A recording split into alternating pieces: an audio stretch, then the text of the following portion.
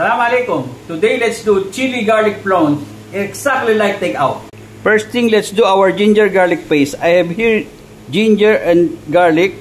We will put it to our food processors with a little water and grind it to a fine paste. I have here 1 pound of shrimp, fill and deveined. We will marinate it with our ginger garlic paste, about 1 tablespoon, 2 tablespoons of cornstarch,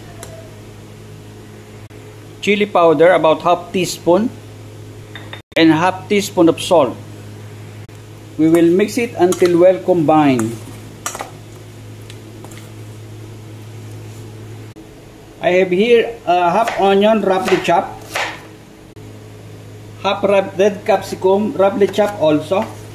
Now we will fry our prawns, guys.